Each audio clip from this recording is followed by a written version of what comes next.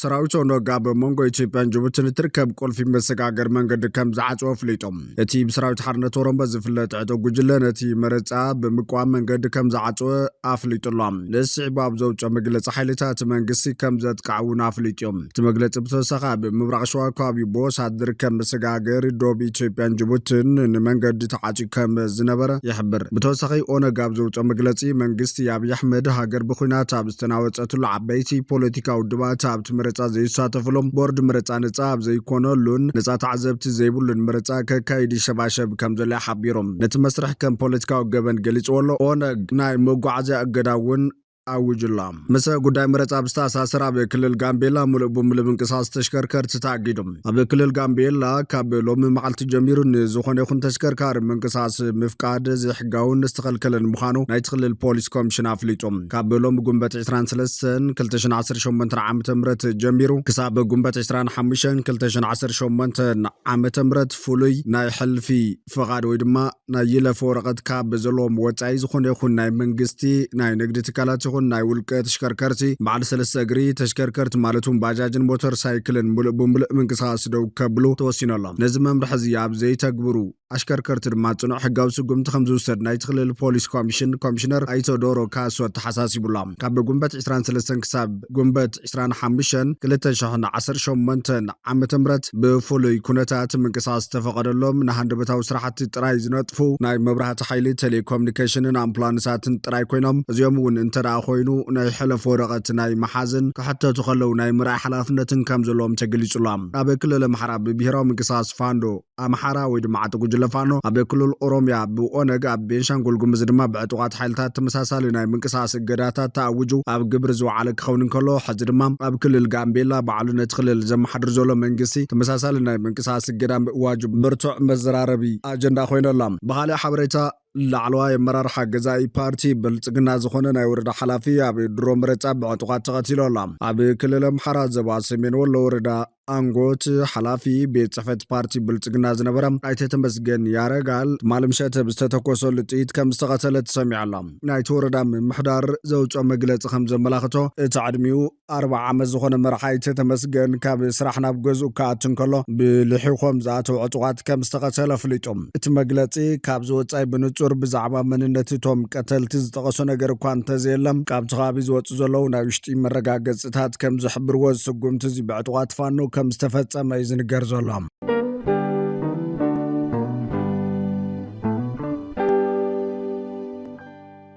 መንግስቲ ዓባይ ብሪጣንያ ኣብ ኢትዮጵያ ዝርከቡ ዜጋታት ብሰንኪ ስጋት ጸጥታ ናብ ትግራይ ሓዊሱ ናይ ጉዕዞ ገደብ ክገብሮ ተሓሳሲቦም ኣብቲ ጽባሕ ሰኑ ዝካየድ ሃገራዊ ምርጫ ኢትዮጵያ መንግስቲ ዓባይ ብሪጣንያ ኣብቲ ሃገር ዝርከቡ ዜጋታቱ ናይ መገሻ ኣማኻርን ሰፊሕ ግራ መገሻ ነውጭሎም እቲ ኣማኻሪ መግለጺ ካብ ኩነታት ጸጥታ ኣብ መዓልቲ ምርጫ ክሳብ ኩነታት ጸጥታ ኣብ መላእ ሃገር ዝሽፍን ኮይኑ ኣብያተ ጽሕፈት መንግስትን ባንክታትን እዋን ግዜ ምርጫ ተዓጽመሎ ኢሎም ኣብ ከባቢ ናቁጣታት ምርጫ ዝያዳ ጸጥታን ኣብ ጽርግያታትን ከርትን ጽኑዕ ምቁጻር ምስ ዝህሉ ብሪጣናውያን ካብ ገዞም ክወጹ ከለው መንነት ወረቐት ክሕዙ መምርሕታት ጸጥታ ክኽተሉን ብኣግኡ ክወጹን ይምሕፀን ኢሎም ዜካት ኣብ መዓልቲ ምርጫ ዝግበር ጸጥታዊ ጥንቃቐታት እቲ ኣማኻሪ ኣብታ ዝበዝሐ ከባቢታት ሃገር ንመገሻ ኣዝዩ ሓደገኛ ገይሩ ብምምዳብ ህልው ኩነታት ጸጥታ ኢትዮጵያ ብንጹር ኣጉሊህላ ቤት ጽሕፈት ጉዳያት ወጻኢ ዓባይ ብሪጣንያ ዝርዝር ናይ መገሻ እገዳ ኣብ ዘውፀሉ መጠንቀቕቱ ድማ ንኹሉ ናብ ክልላት ትግራይ ኣምሓራን ጋምቤላን ዝግበር ጉዕዞ ዝእግድ እዮም ብዜካት ዜጋታት ካብ ዶባት ሃገር ምስ ሱዳን ደቡብ ሱዳን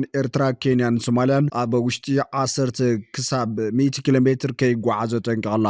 ክልል ኦሮሚያ እውን ከምኡ ምዕራብን ምብራቕን ወለጋ ቀለምን ሆሮ ጉድሩን ካብቶም ቀዳሞት ካብ መገሻ ዝተኸልከሉ ከባቢታት እዮም ኣብ ክልል ቤንሻንጉል ጉሙዝ ዞባታት መተከልን ማኦ ኮሞን ከምኡውን ኣብ ክልል ሶማሊያ ዓፋርን ደቡብ ኢትዮጵያን ኣብ ዝተወሰኑ ከባቢታት ተመሳሳሊ እገዳታት ተገይሩሎም እዚ ሰፊሕ እገዳ መገሻ መንግስቲ ዓባይ ብሪጣንያ ብዛዕባ ኩነታት ጸጥታ ኢትዮጵያ ዘሎ ከቢድ ስኽፍታት ዘንጸባርቕ እንትኸውን ኣብ አዲስ አበባ ዝርከብ ኤምባሲ ብሪጣንያ ነዚ ጽኑዕ መጠንቀቕታት ጥሒሶም ናብቲ ዝተገደበ ቀይሕ መስመር ተባሂሉ ዝተገለጸ ቦታታት ንዝገሹ ዜጋታት ዝኾነ ይኹን ቆንሰላዊ ይኹን ህይወት ዘድሕን ሓገዝ ክገብር ከም ዘይኽእል እውን ዕላው ገይሩሎም ስለዚ ዜጋታት ክጓዓዙ እንተተገዲዶም ነቲ ከባቢ ብዕምቆት ክምርምሩ ከምኡውን ህፁፅ ኩነታት ወጻእታት ሕክምናን ዘይተጸበዩ ወጻእታትን ዝሽፍን ዱልዱል ናይ መገሻ መድሕን ክሕዙ ይምከር ኢሎም ብኻልእ ሸነኽ ድማ ዜጋታት ሃንደበት እንተተኣሲሮም ወይ ህፁፅ ዘውፅእ ሓገዝ መንግስቲ ምስ ዘድልዮም ብቴሌፎን ናብቲ ኤምባሲ ክረኽብዎም መምርሒ ብምሃብዛዚሙሎም ዝበዝሕ ከባቢታት ትግራይ ኣምሓራ ኦሮምያን ካልእን ካብ ቁፅፅር ወፃኢ ኮይኑ መንግስቲ ኣብ ፀቢብ ዓንኬል ተሓፂሮሎ ኣብ በብኸባቢ ዘለው ዕጡዋት ካብ ፌደራል ሰራዊት ብዝሓዝዎ ኣፅዋር ተጠናኺሮም ንዝሰፍሐ መጥቃዕትታት ይሸባሸበሉ ኣብ ርእሲ ዝከቢድ ውሽጣዊ ወድሪ ኣብ ዘለሉ ዝካየድ ዘሎ መረፃ መንግስቲ ኢትዮጵያ ነቲ ሃገርን እቲ ዞባን ተወሳኺ ፀገም ከይወልድ ዝሰጉ ብዙሓት እዮም ኣምኒስቲ ኢንተርናሽናል 29 ጉንበት 2026 ዘውፅኦ መግለፂ ሰበስልጣን ኢትዮጵያ ቅድሚቲ ሶኒ ዝካየድ መበል ሸውዓይ ሃገራዊ ምርጫ ክለዓለ ዝኽእል ትሕምትሕም ንምዕፋን ኣብ ልዕሊ ብነፃነት ሓሳብ ካብ ምግላፅ ዝወሰድዎ ስጉምቲ ይሕይሉ ብምባል ከሲሱ እዩ ኣምኒስቲ ኢንተርናሽናል መንግስቲ ካብ ዝገብሮ ዘሎ ስጉምታት ንትካላት መራኸቢ ብዙሃንን ጋዜጠኛታትን ብዛዕባ እቲ ምርጫ ፀብፃብ ንኸየመሓላልፉ ናይ ስራሕ ፍቓድ ዘይምሕዳስ ወይ ምሕዳግ ኢሎም ብተወሳኺ ኣብ ዝሓለፈ ዋርሕ ንመንግስቲ ኢትዮጵያ ብልዕሊ ዘይሸራውያን ጋዜጠኛታት ማእሰርቲ ገዶድ ምስዋርን ዘሕጋዊ ምክትታል ጋዜጠኛታትን ዝርከቦም ናይ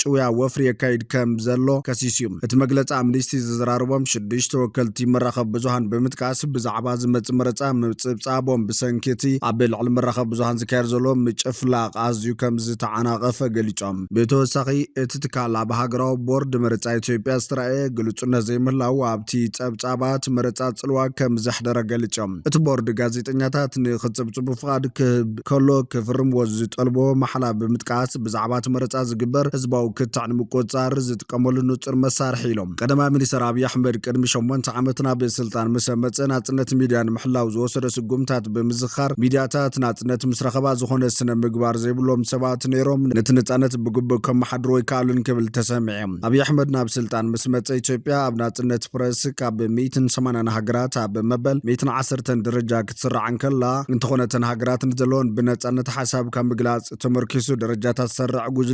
ጉጅለ ዶብ ኣልቦ ጋዜጠኛታት ሎም ዓመት ኣብ ዘውፅኦ ደረጃ ንኢትዮጵያ ካብ 180 ሃገራት ኣብ መበል 148 ክሰርዓ ኪሎ ኣምኒስቲ ኢንተርናሽናል ኣብ ዘውፅኦ መግለፂ እውን በዓል መዚ መራኸቢ ብዙሃን ኢትዮጵያ በዚ ሓዱሽ ዘውፅኦ መዕየሪ ናይ ሓያሎ መደብራት ዜናን ጋዜጠኛታትን ናይ ስራሕ ፍቓድ ሕድጎም እዮም እዚ ኩነታት ኣብ ዘለሉ ዝካየድ ዘሎ መረፃ ኢትዮጵያ ካልእ ተወሳኺ ፀገም ከይወልድ መንግስቲ ዓባይ ብሪጣንያ ኣብ ልዕሊ ዜጋታቱ ተሪር ናይ መገሻን መጠንቀቕታን መግለፂ ኣውፂኡ ዘሎ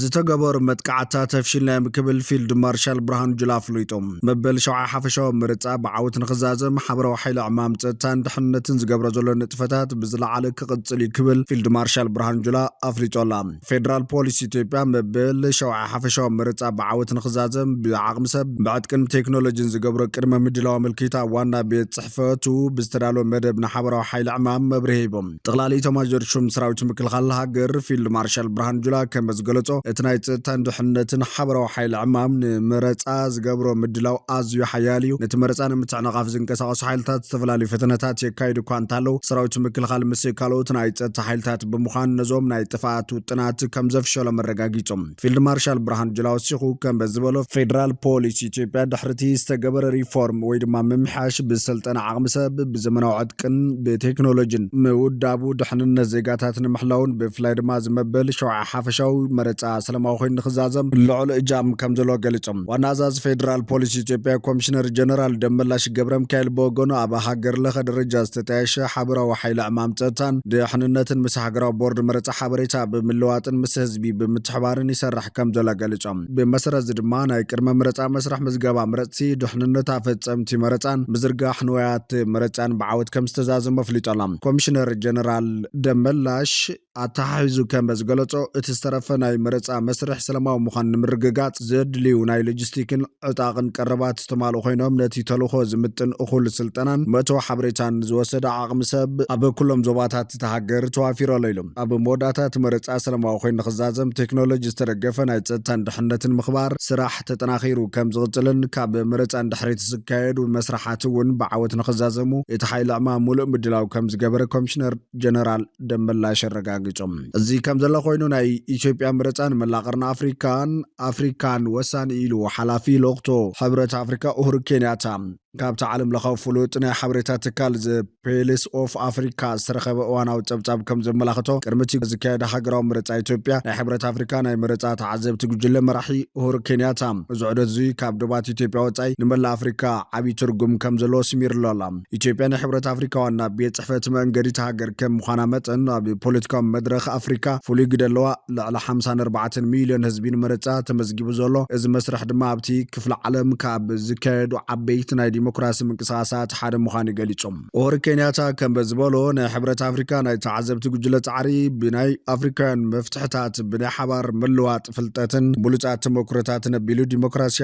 ዲሞክራሲን ምጥንኻር ዝዓለመ ኢሎም እቲ መራሒ ሓሳቡ ክወስኽ እንከሎ ናይ መወዳእታ ኩነታትና ፍልዩ ኣብ ኣፍሪካ ንዘጋጥሙ ጸገማት ናይ ኣፍሪካውያን መፍትሕታት ንምሃብ ብሉጻት ተመክሮታት ባዕልና ክንፈጥርን ክንደጋግምን ንኽእል ኢና ኢሎም እዚ ካብ 37 ናይ ኣፍሪካ ሃገራት ዝተውጻጹ ተዓዘብቲ ዝሓዘ ናይ ሕብረት ኣፍሪካ ለቕቶ ነቲ ናይ ምርጫ መስርሕ በቐረባ ብምክትታል ኣብ መላእ ክፍለ ዓለም ዲሞክራሲያዊ ምሕደራ ንምዕማቕ ባዕሉ እጃም ከበርክት ምዃኑ እዩ ገሊጹ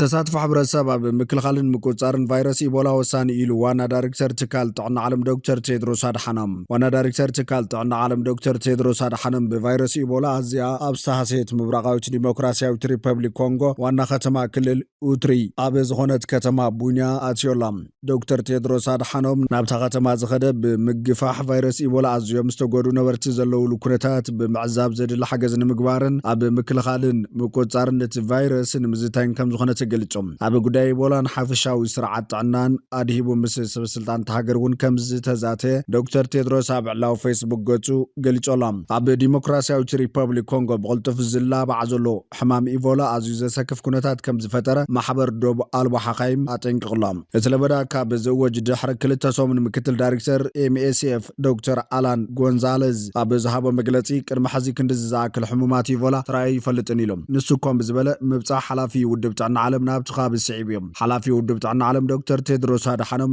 ኣብ ምብራቃዊ ኮንጎ ትርከብ ግዛት ዩትሪ ብምብጻሕ ዝግበር ዘሎ ጻዕርታት ምዕጋት ቫይረስ ተመልኪቶላም ሓዚ ኣብ ዲሞክራሲያዊት ሪፐብሊክ ኮንጎ ልዕሊ 1,000 ብኢቦላ ከም ዝተለኸፉ ዝተጠርጠሩ ኮይኖም ብውሕደ 246 ሰባት ድማ ሞይቶም ኣሎም ኣብ ምብራቅ ኣፍሪካ ትርከብ ዩጋንዳ 9 ተመልከፍትን ሓደ ሞትን ኣጋጢምዋ ኣሎ ጎንዛሌዝ ብቐዳማ ኣብ ዝሃቦ መግለጺ ኣብ ኣውራጃ ዩትሪ ለበዳ ሕማም ኢቦላ ካብ ዝእወጅ ድሕሪ 2 ሰሙን እቲ ኩነታት ኣዝዩ ዘሰክፍ ኮይኑ ኣሎ ኢሎም ቅድሚ ሕዚ ብለበዳ ኢቦላ ክንዲ ዝኣክል ሕሙማት ተመዝጊበ ይፈልጥን ዝበለ ንሱ ኣብ ባይታ ዘሎ ጋንታታቱ ክሳብ ሕዝነት ቁልጡፍ ዝርግሐት ለበዳ ንምዕጋት ምላሽ ይህባ ከም ዘለዋ ተዛሪቦም እቲ ዘሎ ኩንነት ሓቀኛ ዝርጋሕን ጽንኩርነትን ናይዚ ለበዳ ዝፈልጥ ሰብ የለን መዓልታዊ ሓደሽቲ ጥርጥራት ሕሙማት ይርከበለው ገና ማየት ቅምሶታት ኣይተመርመርን ኢሎም ውድብ ጥዕና ዓለም ተደጋጋሚ ከም ዘጠንቀቆ ኣብ ዲሞክራሲያዊት ሪፐብሊክ ኮንጎ ዝካየድ ዘሎ ግጭት እውን ምላሽ ለበዳ ኢቦላ ብዓብዪ ዕንቅፈላም ዶክተር ቴድሮስ ትማል ቀዳም ናብ ርእሰ ከተማ አውራጃ ኢቱሪ ቡንያ ድሕሪ ምእታው ንሱን ጋንቶን እቲ ምላሽ ከመይ ይኸይድ ከም ዘሎን ክሕገዙ ዝኽእሉ መንገድታት እንተሃልዮምን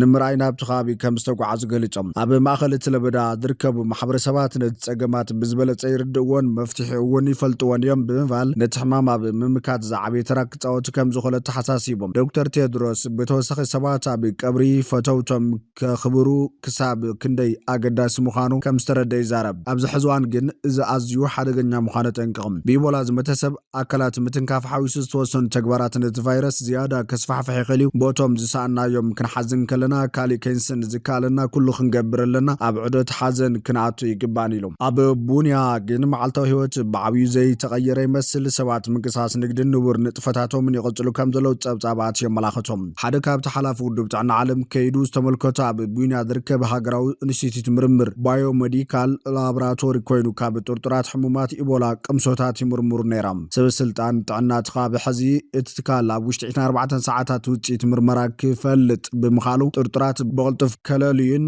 ሕክምና ክጅምሩን ይሕግዞም ከም ዘሎ ይገልጹ ከሳብ ቀረባውን ቅምሶታት ልዕሊ 1500 ኪሎ ሜትር ናብ ርእሲ ከተማ ዲሞክራሲያዊት ሪፐብሊክ ኮንጎ ክንሻሳ ክጓዓዙ ስለ ዘግደዱ ሰራሕተኛታት ጥዕና ህይወት ሰባት ክጠፍን እቲ ቫይረስ ዝያዳ ክላብዓን ከም ዝኾነ ይዛረቡ እዚ ከምዚ ኢሉ እንተሎ ሰበስልጣን ጥዕና ብራዚል ኣብ ግዛት ሳኦ ፓውሎ ብሕማም ኢቦላ ዝተጠርጠረ ሰብ ይምርምር ከም ዘለው ገሊጾም ማዕኸና ዜና ብራዚል ከም ዝሕብሮ ሓደ ወዲ 37 ዓመት ኣብ ቀረባውን ካብ ዲሞክራሲያዊት ሪፐብሊክ ኮንጎ ዝተመለሰ ሕዛብ ማእኸል ተላባዲ ሕማም ተነፂሉ ተወሽብ ይርከብ እዚ ብፍጥነት ዝላባዕ ዘሎ ለበዳ ብቡንዲ ቢግዮ ብዝብል ዝፍለጥ ዓይነት ኢቦላ ኮይኑ ዛጊድ ክታበት የተረኸበሉን ኣስታት ሲሶ ካብቶም በቲ ቫይረስ ተለኸፉ ሰባት ድማ ይቐትል